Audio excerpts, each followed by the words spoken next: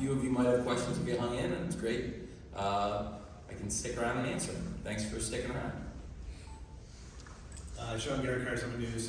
Is WrestleDream going to be an annual show, and is it going to be tied to Seattle, or do you plan on taking it around the country? It's a great question. I'm not sure about next year. I don't know the availability. We really lucked out on this weekend that the Kraken weren't here. It was perfect for a pay-per-view weekend, and you never can predict the schedule. A lot of these major arenas have commitments.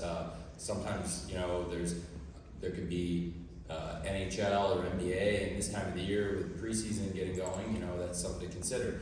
I can't speak a year ahead as to where the event will be, but there will definitely be a WrestleDream. It was a very critically successful event. A lot of people are telling me it was the best show they've ever seen in wrestling, which means a lot to me. I think we're on just an incredible run of pay-per-views.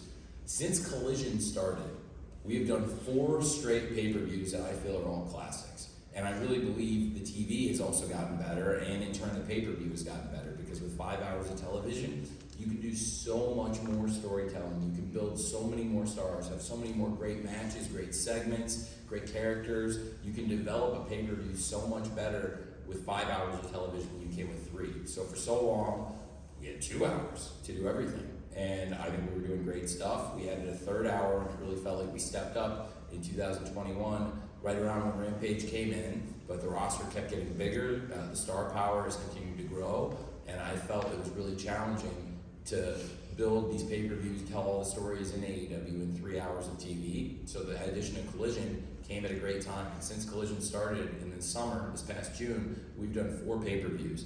It is, in my opinion, without question, the best run of 4 consecutive pay-per-views AEW's ever done, and I'll hold it up against anybody's 4 pay-per-views they've ever done. Not just in terms of the critical reception, which has been off the charts, and that is really, really, really important, because if you keep doing shows that the fans and the critics and the media respond very well to over and over and over again, you're going to stay in business and do good stuff. But it's also been a really important commercially successful run. And we had Forbidden Door, that at that point was our biggest gate of the year. It was up from last year, which was the biggest debut of any pay-per-view we'd ever done, and it was a great show. Some people thought it was our best show. Then we went to All In. It was insane. It was something, it took our product to a level we've never been at, and it was a great wrestling show, but it was also commercially one of the most successful events ever in wrestling. Is a live event from ticket sales, it was the most successful event ever. It sold 81,035 tickets. And as a pay-per-view, it was huge. It was our biggest pay-per-view in years, and I think it'll end up as one of our 2 biggest pay-per-views we've ever done. And so that's pretty great. And it was by far the biggest debut of any of our new shows, following on Forbidden Door, which was our biggest debut, and then stepped up this year. To go from Forbidden Door to All In, then you go to All Out in Chicago. People say, how are you going to follow All In? Well, All Out followed it. It was amazing. We kept the streak going. Some people thought All Out was even better than All In. And going off 3 straight great shows, to come here, the lineup looked great. Everything was in place to have a great show. All the matches were amazing, top to bottom, an amazing show. And then to boot, what an awesome moment debuting Adam Copeland at the end. And it just felt like we're on this great run. So WrestleDream is here to stay. As a pay-per-view, it did incredibly well. Looks like it's up from All Out. WrestleDream over 100,000 buys, I think is pretty kind of safe to say based on digital projections. And that's really exciting. So to have a new event like that debut in line with a lot of our other big pay-per-view events, really exciting, and it bodes very well. 100% we're going to do WrestleDream next year. I hope that Mr. Inoki's grandchildren will join us again, and I thank them very much for the great gift. The scarf, Mr. Inoki's scarf, really it meant a lot to me, and I'll keep this forever, and be able to wear this and produce a great wrestling show and stand side by side with them was very cool. And then the only thing that made it better was to have Rocky Romero and Shibata-san out there. It just felt really right, and it was really nice to do that. So it was a great show, a great event. I think we accomplished everything we set out to do tonight. So definitely we're going to do WrestleDream again next year. I hope the Inokis will also join us at Full Gear, because they live in LA, and we'll be in LA for Full Gear, our next pay-per-view event, November 18th. Full Gear will be on a Saturday, which will allow me to have a great event on November 18th on a Saturday. And tonight we went head-to-head with the NFL, but we actually came out and had a great pay-per-view. And you never want to go head-to-head with the greatest media property in the world, which is the NFL. But thankfully we had such an exciting event tonight. We were able to really hold up and do great pay-per-view numbers. Full Gear, I like George Costanza. I won't take my chances that night. I'll get out. I get out while I'm ahead on that one. Not mess with my own league again. And what it'll allow me to do, we'll do 2 great nights at the Forum. November 17th, Friday night, we'll have Rampage and Collision both at the Forum. And then have a great pay-per-view, November 18th, Full Gear, one of the biggest shows in AEW. And very fitting to go back to the Forum where we've had some of our best events ever for our pay-per-view debut. And I get to go back to Jacksonville for the Jags game on a red eye, which is awesome. So I'm looking forward to that. Hopefully it goes as well as this pay-per-view weekend did for the Jags and AEW. Thanks, Sean. Great to see you. Hey, the MJF storyline is that he's holding the tag titles for Adam Cole. Is there an update on Adam Cole's foot? And were there any other injuries tonight? Tonight, you saw Darby walked in here in a sling and scared the shit out of me. But besides that, we're in pretty good shape. And Adam Cole is injured. I think I will leave the updates for a later time. But thankfully, he's going to be okay. He'll be back. And maybe he'll still be Ring of Honor World Tag Team Champions when he comes back too. MJF wants to retain those titles so that when Adam Cole comes back, he comes back as a champion. And I think that's what friendship's about. It's pretty noble. And he's taking a lot on himself right now, taking the schedule of a world champion in AEW and a world tag team champion in Ring of Honor out of friendship. So that's pretty cool. And we'll see where it takes him next. He's got a lot of things going on, not only Adam Cole's injury, but there's people accusing him of being the one who took out Jay White. We're going to hear from Juice Robinson and the Guns on Wednesday with an update on that whole situation. I thought Juice Robinson also, by the way, had a great match last night himself with Andrade El Idolo. That's just something to keep an eye on there. And a lot going on. As far as injuries, I think there were a lot of beat-up people. It was a hard-hitting night of wrestling, so stay tuned to that. But knock wood, came out pretty healthy considering how hard-hitting and physical the show was. Thanks. Nick Hart from Body Slam. Pro Wrestling recently announced that Nakajima wasn't going to be renewing his contract. As he's considered one of the best wrestlers in the world, is that something you guys have taken a look at or interested in talking with him to try to bring him in? I am interested, and I've heard he's interested too, so that could be good. Yeah, I guess you just did a fist bump there, so you like that, as Kirk Cousins would say. And I like it too. So Nakajima's very talented, and I think that would be great. He'd be a great fit here. I've heard he's interested in coming, and we'd be interested in having him. It's something to consider. Thank you. Great question. Emily May with Sportskeeda Wrestling. We saw tonight in the audience Mighty Mouse Demetrius Johnson. The fans were excited. I know everyone online was talking about it. We've seen this challenge against Kenny Omega, Street Fighter 6. They've been going back and forth on social media. So what does this mean? Is this perhaps a partnership with one championship? Can we perhaps maybe see some future fighters in an AEW? Well, it's a great question. We've had great fighters here before. Of course, American Top Team has participated. Be fair to say, Dos Santos gave me a hug so big he broke my ribs 2 years ago, which was a lot of fun, sleeping on that for 6 weeks, but he was great other than that, and really a beautiful human being. And of course, Andre Arlovsky, Paige Van Zandt, a lot of great fighters have been here. In addition to the great American Top Team representation, including Mr. Masvidal, a lot of great people that have been here. I think it would be great to have Demetrius Johnson here. I was glad to see on social media he really enjoyed the show. And we have had good ties with one championship. Mike Mansouri had been at one championship previously before he came here, so it was a good relationship. They're wonderful people there. That would be great. I think having stars from MMA is a great crossover opportunity, and a Mighty Mouse, Demetrius Johnson, is always welcome in AEW. Thank you. Lyrics from Monkey Pierce says, so you have been known to spend the big bucks when it comes to music in AEW, and I think that that's been something that's resonated with a lot of fans. So Talk about like how important it is for you to, you know, secure some of those big twos, whether it's, you know, Final Countdown at Forbidden Door, or even tonight bringing in Metalingus for Adam Copeland. It's really important. It always helps when you have a big star like Adam who's really well connected and can help you save a couple bucks on the price too. That's always nice. Unfortunately, Brian wasn't so well connected with Europe. That one really cost me. And then there's other opportunities along the way, like, you know, Jefferson, when we first came to them on Jane, to be honest with you, I don't think they had any interest in doing it with us. And then when Pixies got really over, all of a sudden Jefferson came back with a very fair price quote, and we were able to bring Orange the song that he'd been associated with long before he got to AEW. You know, I really appreciate you asking that. Thanks, Larry, because before the show, I was saying in my office to a lot of the producers and coaches and production staff, it's a huge part of what we do. It's such a huge part of AEW's identity. It's something that sets us apart and I think helps make the show feel cool and different than anything else in wrestling. It's a very Major League Wrestling show.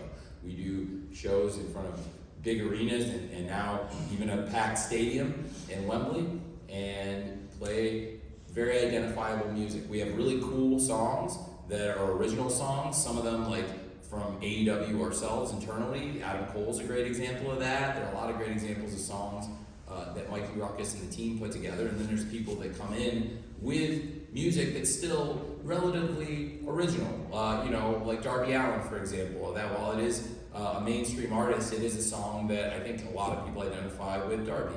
And I think it's great to be able to bring in a lot of outside music and then bring in classic tracks like Jefferson for Jane, which is such a great fit. And I'm really very glad they did choose to work with Orange Cassidy. I think it's been great for everybody. And Final Countdown was a great example of that. And I love bringing in classic songs, and there's some I've tried for.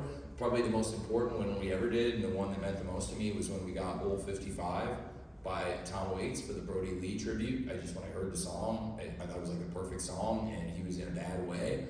And just in case it was not looking good. And so I started working on getting the song in case, hoping I would never have to use it. Unfortunately, we did, but I think we also, in doing so, put together the best tribute show in the history of pro wrestling on December 30th, 2020. And number of other times we've gotten the songs, it just feels like a really important part of what we do. And like I said, it's something that sets us apart. I think on the entrances, our wrestlers are really identifiable. A lot of times the wrestlers come to me with the track they want to use. And if it's something that's available that we can get, and if it's something I'm feeling and I like, then I always want to do it and take a big swing and try to get those songs. So we have done that. One of the coolest things we did, in my opinion, was at Wembley Stadium for All In, Saraya asked if we could get Queen, We Will Rock You. And I really thought it set the tone for the match and the moment and for a championship win. And that was a great idea. And again, it wasn't a cheap one, but that's a really big song and it was a great moment. And you know, that's worth it to do those kinds of things. So I really felt really good about that one. I thought that was really, really cool. Thank you for asking. Hi, Tony. So you spoke to the honor of being able to dedicate a show to Antonio Inoki. I know you grew up a humongous wrestling fan. You spoke to going to ECW for like a high school trip, but I never have heard you talk about your origin story of your love for Japanese wrestling. So being that he's the founder of New Japan Pro Wrestling, what was your origin story of falling in love with New Japan? It was WCW, and it was on TBS, and before they were even doing WCW and TNT, in WCW, when I started watching, the first pay-per-view I ever saw of WCW, Fujinami was in the main event wrestling Ric Flair. There was lots of great stuff on that show, of course. You had Lex Luger and Sting versus the Steiners, and so many great matches up and down the card. Barry Windham against Brian Pillman tape fist match, Dustin Rhodes wrestling Terry Taylor, but Fujinami was in the main event, and then I went back and started renting the tapes around that time, and the Super Show from Japan was around that time. So you had Hase and Sasaki versus the Steiners, and then I've been watching WCW for about a year. You saw the Steiners beat the shit out of Iizuka, and when Fujinami just stood there and watched it, and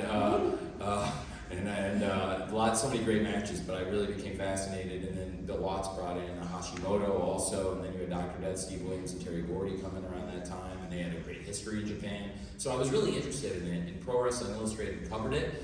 I started trading tapes a few years later, so when I was 12 years old, I started trading tapes, and my friends, I was asking them to send me things, and you know, I would occasionally buy tapes, $10, $15 a pop. I did the HTML for John McAdam in exchange for tapes, and John had a very extensive collection, so I got a lot of stuff from him. Other friends, Del James, who also sent me my Inoki Peace Festival shirt because he was there, so I had a white shirt I wore all the time, it was in the rotation. From the '96 Peace Festival, but I think WCW before, first of all, I think it's really important what we do, creating a challenger brand in wrestling, but also a place where New Japan can have that kind of relationship and then introduce to the mainstream, bring kids up into Japanese wrestling like I was, and young kids can watch TBS and TNT and see great wrestlers like Shibata-san or Okada coming in and around Forbidden Door and see these big names. And then now what's really cool is you don't have to necessarily pay for tapes or trade tapes because there's so much video content available online, which is everybody's online essentially now to some extent. So it's much easier to see these wrestlers competing, whereas I was reading about them a lot in magazines or when they made their appearances in WCW. So TBS is actually how I was first introduced to New Japan, and then a couple years later through tape trading. It's a great question. Thank you. Means a lot. Hi, Tony, TK from Women's Wrestling Talk. So I spoke to you in Chicago and asked you about Jade, and you're like, you know, whenever she's ready, she can come back. And she came back, and she's gone. Now, my question, just, you know, being nosy, did you already know that, you know, this was the game plan? I knew Jade's contract had been ticking down, and we were talking about a new contract, and I was very interested in Jade coming back, and we were having a negotiation, and I think it was I made a very big offer, and I thought it was a very fair offer, and I think she was considering it, and then she asked for a bigger offer, and then I went up again, and I kind of thought that was going to do it, and then it didn't, which I was surprised, because to be honest, I came up to a number that was higher than her original ask. So I don't know what I would have had to do at that point. So I was a little surprised, but I was, when I answered your question, really hoped Jade would be back. I think I tried to handle it when we were down to the nitty gritty and we were in the final couple weeks and we still hadn't agreed to something. Then it was at the point where I said, okay, well, if you aren't going to stay, I want to give you the best possible exit. And I have only good things to say about Jade. I really enjoyed working with her. She was a great part of AEW. She's always welcome here. I tried to give her the best possible send-off I could. The classiest send-off I've ever seen in wrestling was, at the time, I thought it wasn't the kind of send-off I really saw, and I was 10 years old, and I could tell it was different. It was when Ric Flair left the WWF, and he did a match with Mr. Perfect, who was a natural person for him to wrestle, and that was it, and he was gone. They didn't do anything to embarrass him or mess him up, or they let him leave, and he was still Ric Flair. He wrestled the match against the person he should have wrestled, finished up and left, with not only, to say the least, not only with his dignity, but in probably a better position than he came in. And that's what I tried to do. I wanted to give her the best possible send-off. I think the natural thing was there was no rematch ever against Chris Statlander. So I had her do a run-in and lay out Statlander, knowing that it was going to set up the match where she would likely finish up unless we came to an agreement at the last minute, which I was really still hoping would happen down to the last minute, to be honest with you. And I don't think I'm talking out of school. I have only positive things to say, but that's where it was at.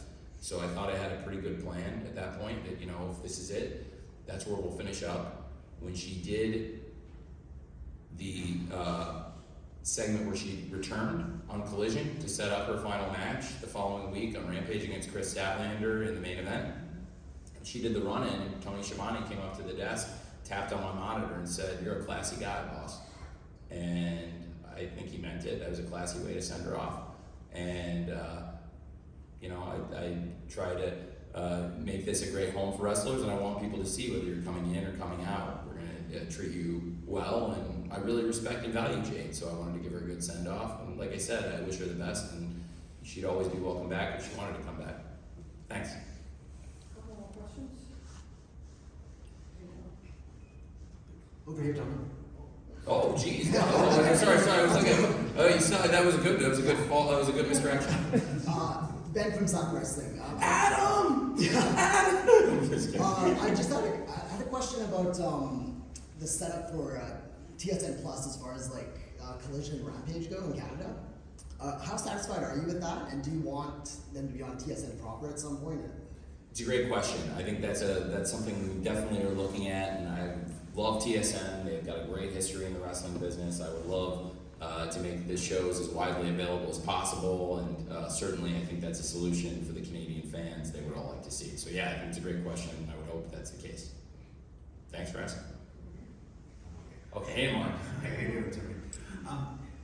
With the new pay-per-view, obviously you're ushering in a new era of adding in multiple events on top of the 4 that you had. What did you learn from this one tonight, and how many more pay-per-views are you kind of thinking about adding to the schedule? Well, it was a great success.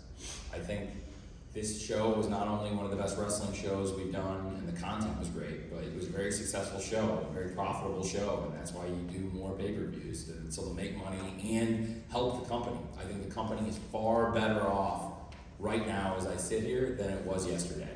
That's pretty cool. So I definitely think it was a very worthwhile event. And not only are we financially better off because we did a great show that made money, but I think we'll bring in new fans, spread word of mouth, get people excited about AEW. And that's putting us in a good position. So WrestleDream was a big win. I never said we're going to do pay-per-views every month, but we've added. We said, we had 5 last year. Now there's 7 in play because we did the original 5. Revolution, Double or Nothing. Added Forbidden Door last year, and then of course All Out and Full Gear. This year we did the inaugural AEW All In. That was a huge success in London. Now we've added WrestleDream. I think there's a possibility to add something else along the way, but I never said we were going to go every month, and I'm not saying that. But adding pay-per-view events has worked out really well for us. I think All In was a great addition this year, and WrestleDream was a great addition, so we're 2 for 2. Last year we added Forbidden Door, so 3 for 3 in the new events we've added in the last couple of years, plus the second Forbidden Door was a home run. So 4 for 4 on the new shows, it's pretty good. So I think, will I press my luck? I'm not saying I'll do them every month, but I do think we can add more shows, and based on the track record, I think you'd have every reason to be confident that they're going to be great shows. Thanks, Mark. Hi, Kate from Pikeville. Congratulations on the successful event today. You kind of building on Mark's question and talking about a new era. I was just wondering if that expands beyond Adam Copeland's debut today, if there was anything that you wanted to share with us. And I know you shared some kind of initial thoughts in the beginning, but how exciting is it to have Adam Copeland here, and anything you wanted to add about that? So great to have Adam Copeland here. He's one of the great wrestlers of my lifetime. He's such a great leader. He's going to be a great leader in the locker room, and for our fans to know that you tune in this Wednesday, you're going to see Adam Copeland on Dynamite. You tune in this Saturday, he's going to be a Collision. And then the following week, I cannot stress enough, on 10/10, my birthday, Dynamite will be on a Tuesday. So this week we're on Wednesday. Adam Copeland's going to be on Wednesday Night Dynamite before your anniversary show, but he's going to make his AEW debut against Luchasaurus, somebody who's been the TNT champion and been dominant, and somebody who has been the World Tag Team champion, and somebody who, frankly, physically is a very imposing matchup, even against a big guy, a big, great athlete like Adam Copeland. Luchasaurus is bigger and, and frankly, a very impressive athlete. So that's going to be a great match, and so much to look forward to for Adam Copeland. It's going to be a new era. It's a rated R era in AEW officially.